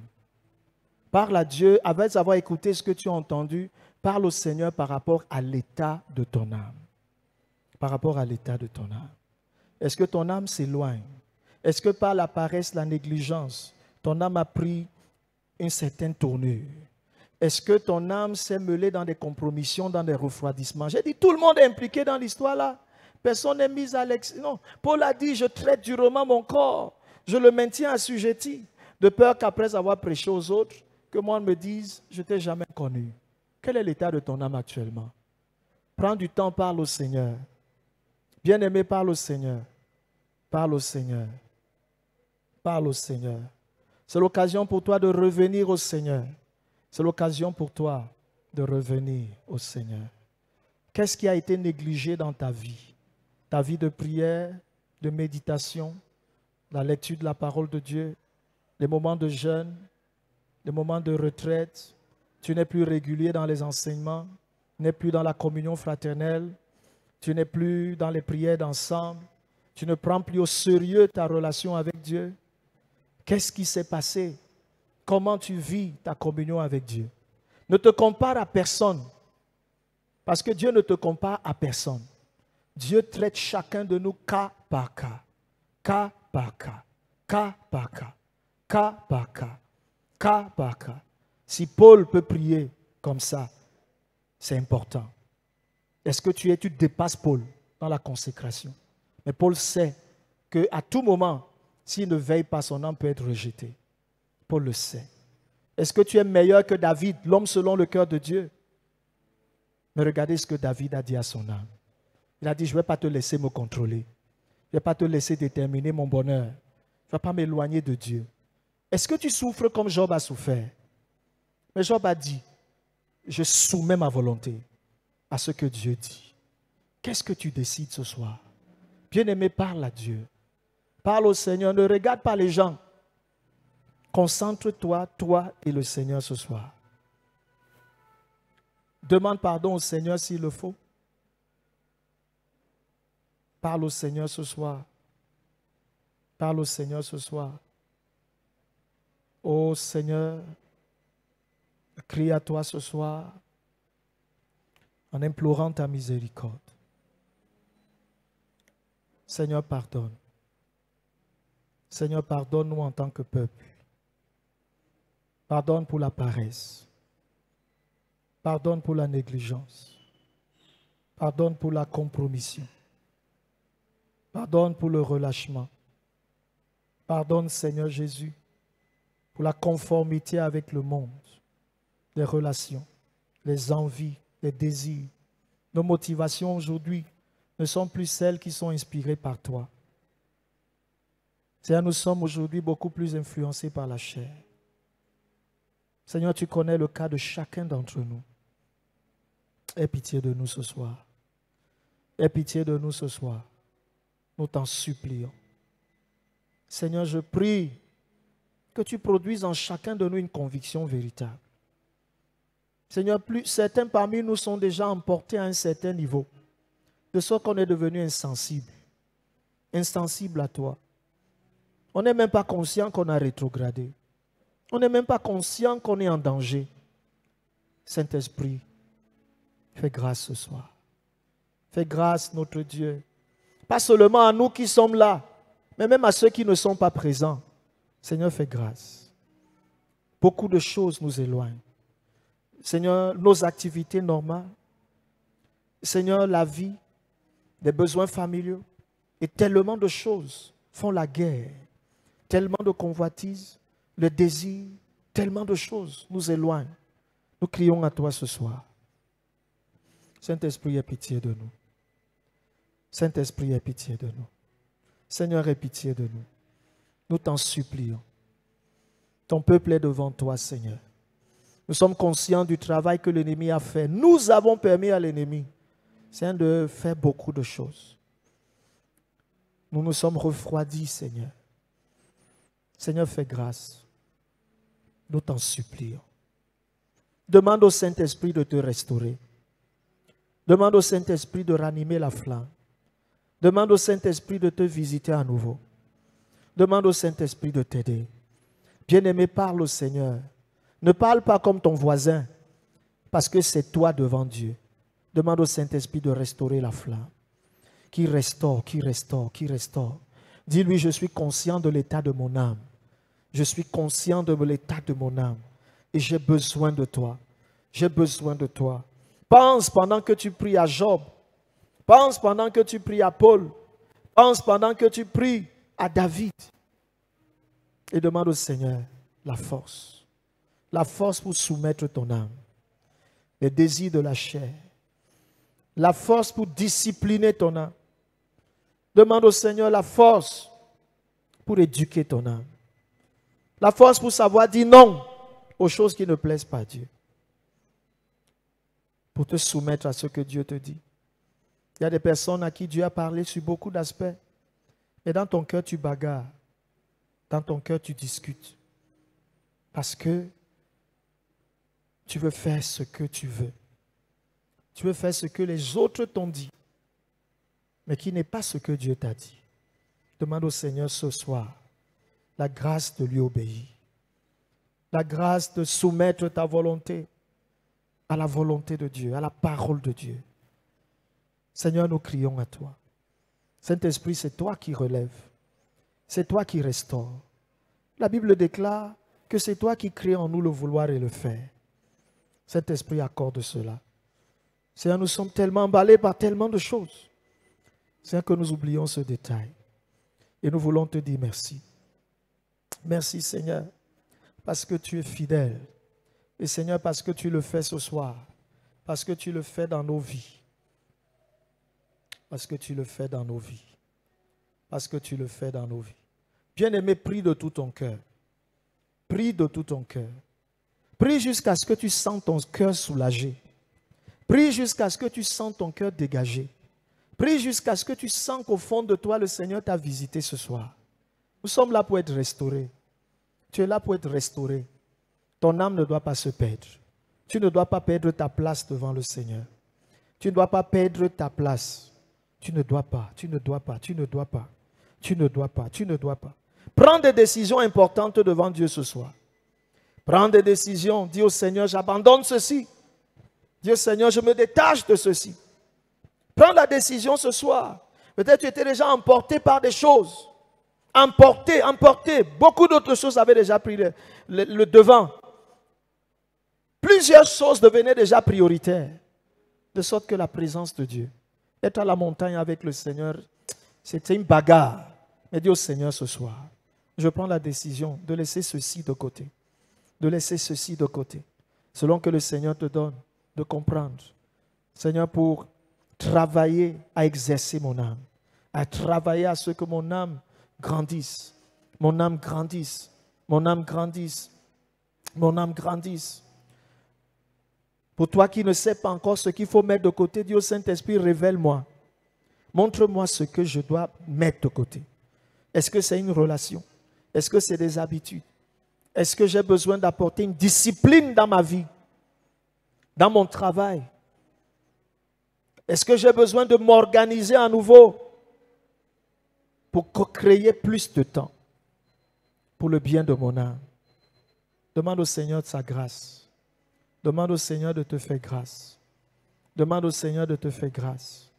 Demande au Seigneur de te faire grâce. Si ton âme, bien-aimée, ne va pas bien, comment pourras-tu travailler pour le salut de l'âme de quelqu'un d'autre quand ton âme ne va pas bien? Demande au Seigneur de guérir ton âme. Demande au Seigneur de visiter ton âme. Seigneur, visite nos âmes ce soir. Seigneur, nous croyons en la puissance du Saint-Esprit qui transforme. Nous croyons en la puissance du Saint-Esprit qui guérit. Nous croyons en la puissance du sang de Jésus qui purifie. Tu as dit, si nous confessons nos péchés, tu es fidèle et juste pour nous pardonner et nous purifier, Seigneur, de tout mal. Nous croyons en la puissance du Saint-Esprit qui purifie nos vies, Seigneur, de tout mal. Des choses dont on ne peut pas se débarrasser par nous-mêmes.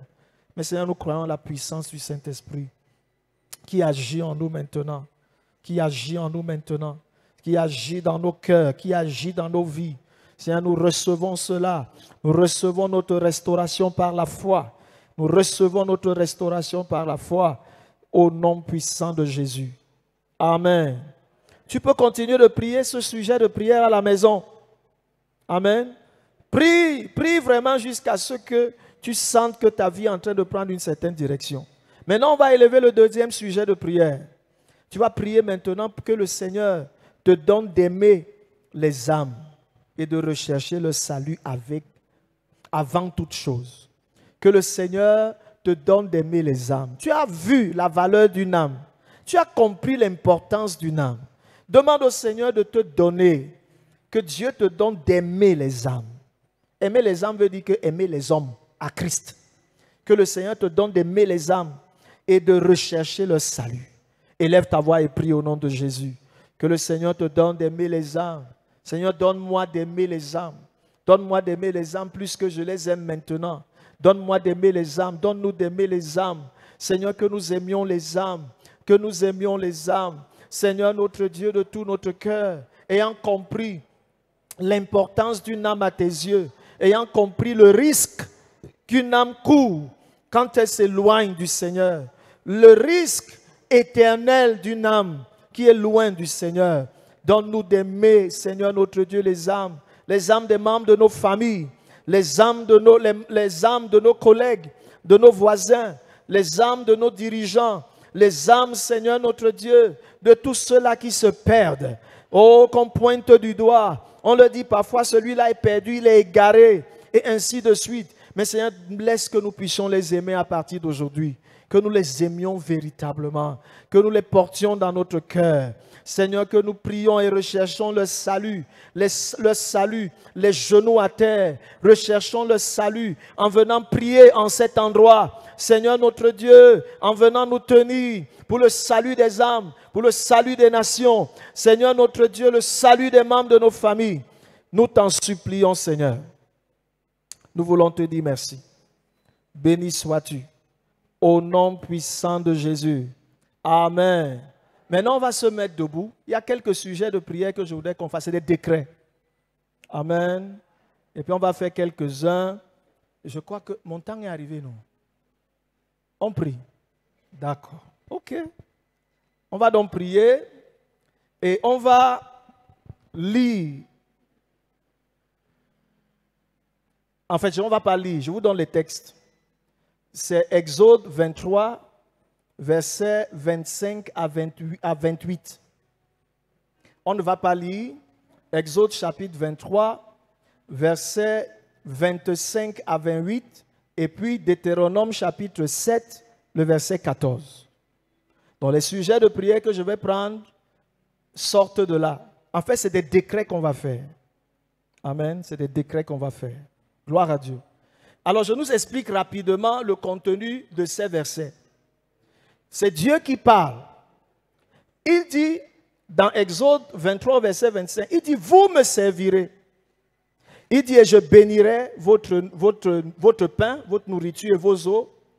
Il dit, je chasserai la maladie du milieu de vous. Et il dit, j'augmenterai vos jours. Au verset 26, il dit qu'il n'y aura pas de femme qui avorte, n'est-ce pas, ni celle qui est stérile. Et je fais un lien rapidement dans Deutéronome 7 au verset 14. Il dit là-bas qu'il n'y aura pas d'homme ni femme stérile. Il dit que même vos troupeaux ne seront pas stériles dans les champs. Maintenant, je reviens au verset 27. Il dit qu'il va envoyer la terreur. Il dit que là, il va envoyer la terreur, n'est-ce pas, vers nos ennemis. Il dit qu'ils seront confondus et ils fuiront loin de nous. Amen. Donc, ça que j'ai dit, qu'on va faire le décret. Alléluia. On va faire des décrets. Je ne sais pas s'il y a quelqu'un qui ne sait pas Dieu ici. Quelqu'un ne sait pas Jésus ici. Tu ne sais pas Jésus, lève ta main. Il faut que tu t'engages à servir le Seigneur. Parce que ce qu'on va faire là maintenant concerne ceux qui servent Jésus. Qui ne sait pas Jésus ici? Alléluia. Donc ça veut dire qu'on sert le Seigneur. Ce que je dis est important, hein? C'est un décret qu'on va faire. Gloire à Dieu. Et tu vas faire ce décret avec moi. Alléluia. Alors, on est prêt? On est prêt? Gloire à Dieu. Alors tu répètes après moi. Parce que j'ai décidé de servir le Seigneur, je ne manquerai pas les besoins essentiels de la vie. Je vis dans l'abondance. Au nom de Jésus. Parce que j'ai décidé de servir le Seigneur, je ne mourrai pas de mort prématurée ou causée par une origine mystique. Je suis rassasié de mes jours. Parce que j'ai décidé de servir le Seigneur, la stérilité prend fin et disparaît dans mon système. Je suis fécond à l'infini. Au nom de Jésus. Parce que j'ai décidé de servir le Seigneur,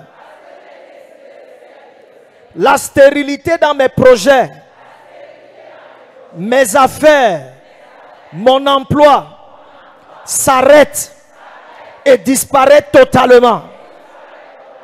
Je prospère à toujours. Au nom de Jésus. Parce que j'ai décidé de servir le Seigneur,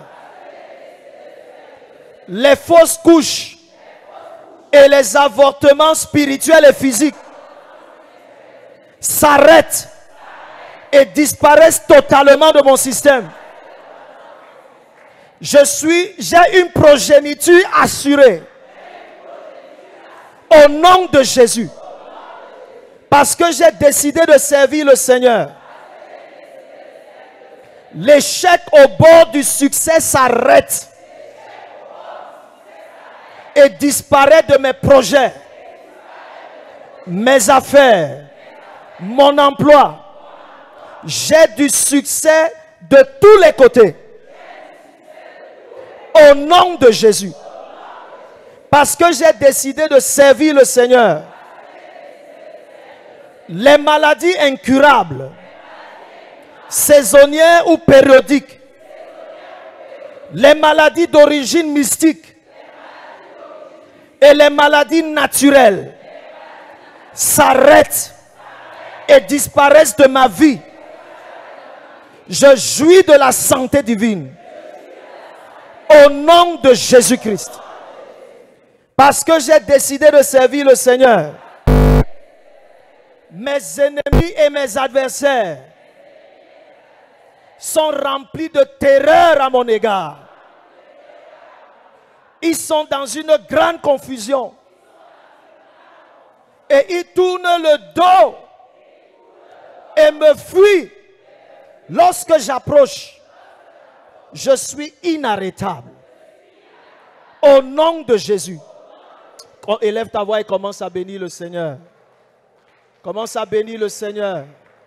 Rends grâce à Dieu parce que le Seigneur le fait. Il a dit que parce que tu vas me servir, tu me serviras. Et j'accomplirai ces choses dans ta vie. Seigneur, merci parce que tu accomplis ces choses. Merci parce que tu as accompli ces choses. Merci parce que tu as accompli ces choses.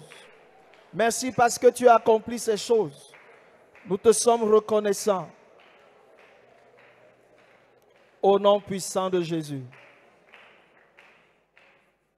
Père, nous voulons te dire merci. Parce que tu es fidèle. Confirme la parole et tout ce que tu m'as donné de faire. Et tu m'as inspiré de dire. Seigneur, que l'avenir témoigne de ta fidélité dans la vie de ton peuple et dans cette œuvre au nom de Jésus. Amen.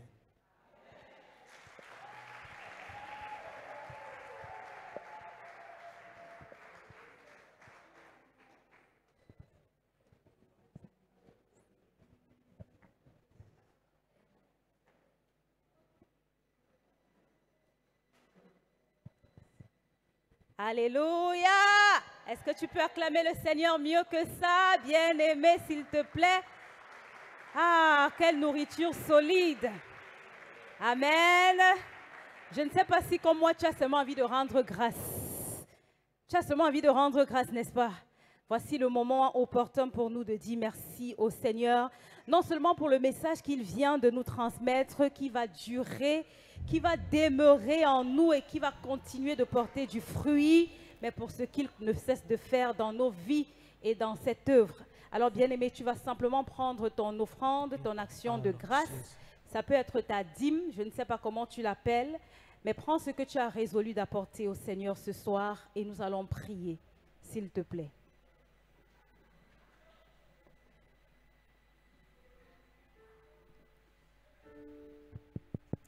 Nous prions.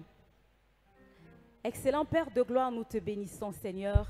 Voici un peuple reconnaissant, Abba Père, qui vient ce soir apporter dans ta maison les dons, les libéralités, les dîmes, les actions de grâce, avec un cœur rempli de joie, avec un cœur rempli de reconnaissance, Seigneur. Nous voulons simplement te dire merci, merci, merci. Et merci Seigneur. Nous prions que ces offrandes, Seigneur, qu'elles montent à toi et qu'elles soient agréables, Abba Père. Que ce que nous allons apporter ce soir de gaieté de cœur, Abba Père, serve véritablement pour l'avancement de ton œuvre. Merci parce que tu agrées cela en retour au nom de Jésus.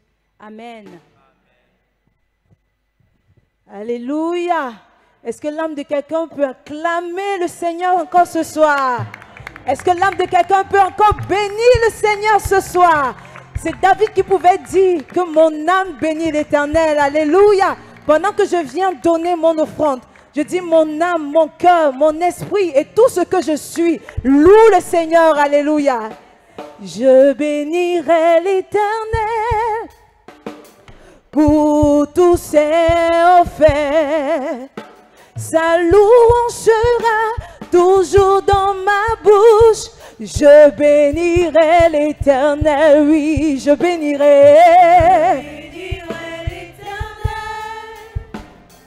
Pour tous ses offerts, sa louange sera toujours dans ma bouche. Je bénirai l'Éternel, oh oui, je bénirai.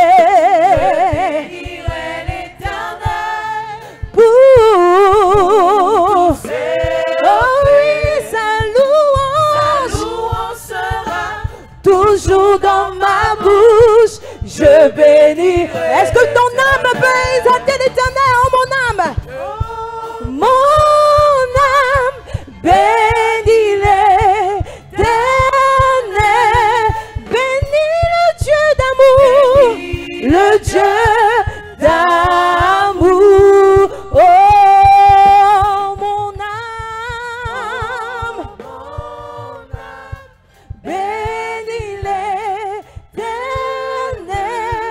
Parce qu'il t'a fait du bien. T'a fait du... Est-ce que tu peux encore dire? Oh,